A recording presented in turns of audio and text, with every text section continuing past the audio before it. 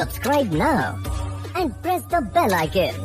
Never miss an update. இன்னைக்கு நம்ம பார்க்க போறது மதுரை ஸ்பெஷல் மட்டன் சுக்கா எப்படி நல்ல ஈஸியாவும் நல்ல டேஸ்டாவும் எப்படி பண்ணலாம்னு பாப்போம் வாங்க.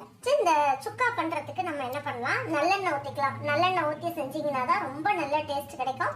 இந்த சுக்காவுக்கு நீங்க கடுகு போட்டு தாளிச்சீங்கன்னா நல்லா இருக்கும். அதுக்காக நான் கடுகு போடுறேன். பிடிக்கலன்றவங்க அவாய்ட் பண்ணிக்கோங்க, ஜீரகம் போட்டுக்கோங்க. இப்போ பாருங்க, நான் என்ன பண்ணிருக்கேன், ஒரு அரை ஸ்பூன் அளவுக்கு கடுகு போட்டுக்கோங்க. ஜீரகம் ஒரு பிஞ்ச் அளவுக்கு எடுத்து போட்டுக்கலாம். இதுல ஒரு 3 இனுக்கு கருவேப்பிலையை தண்ணி இல்லாம தொடச்சிட்டு போட்டுக்கோங்க. 150 கிராம் அளவுக்கு சின்ன வெங்காயம் போட்டுக்கேன், போட்டுக்கோங்க.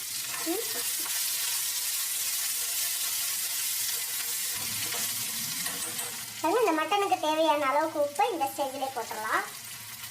இதுலேயே வந்து ஒரு 1/4 ஸ்பூன் அளவுக்கு மஞ்சள் தூள் போட்டுக்கலாம்.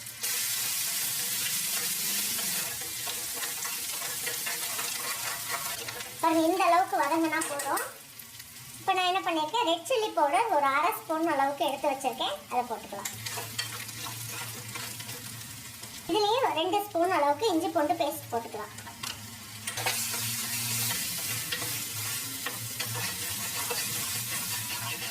அரை ஸ்பூன் அளவுக்கு மல்லித்தூள் போட்டுக்கலாம்.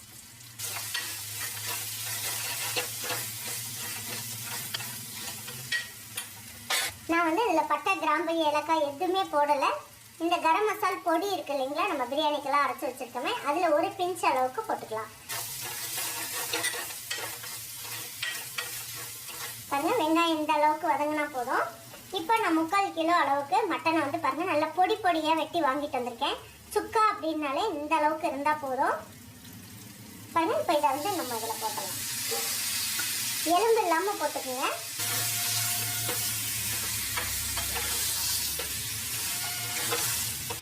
பாருங்க, மட்டனை வந்து இந்த அளவுக்கு நல்லா வதக்கிக்கணும்.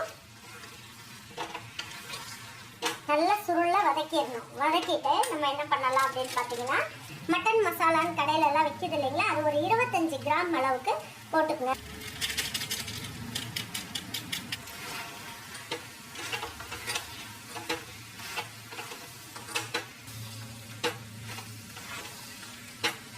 இந்த மசாலோட பச்சை வாசம் போகிற அளவுக்கு நல்லா வதக்கிடணும். இதுக்கு தக்காளி போட வேண்டாம், ஃபைனலாக என்ன போடணுன்றதை நான் சொல்கிறேன். இப்போ இந்த மட்டன் வேகிற அளவுக்கு மட்டும் தண்ணி ஊற்றிக்கோங்க.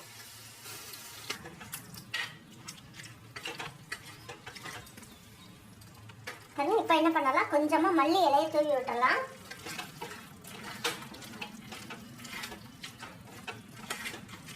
பாருங்க, கறி முழுகிற அளவுக்கு ஊற்றிக்கோங்க. அப்படி இல்லைன்னா நீங்கள் என்ன பண்ணுங்க, 100 ml அளவுக்கு தண்ணி ஊற்றிக்கலாம். இப்போ குக்கர் மூடி வச்சிடலாம். இது வந்து ஒரு 5 விசில் வரைக்கும் வந்துட்டு ஒரு 2 நிமிஷம் ஸ்லோ ஃப்ளேமில் வச்சுக்கலாம். அதுக்கப்புறம் என்னென்னலாம் போடணுங்கிறத நான் சொல்கிறேன். சுக்கா பாருங்க நல்லா சூப்பராக இருக்குது. இப்போ நம்ம என்ன பண்ணலாம், ஒரு அரை எலுமிச்சம்பழத்தை எடுத்துக்கலாம். எடுத்துட்டு இதில் நல்லா புளிஞ்சு விட்டுறலாம். நல்லா டேஸ்ட்டாக சூப்பராக இருக்கும். இதில் ஒரு இனுக்கு பச்சை கருவேப்பிலையை இப்படி நல்லா கையில் வச்சு நல்லா பிச்சுட்டு போட்டுக்கலாம்.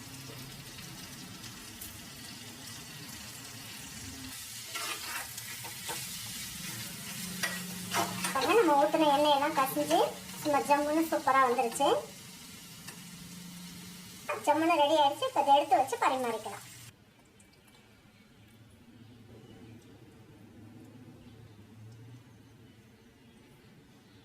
இப்போ இதில் கொஞ்சமாக மல்லி இலையை கொஞ்சம் தூவி விட்டு எடுத்து வச்சு பரிமாறிடலாம்.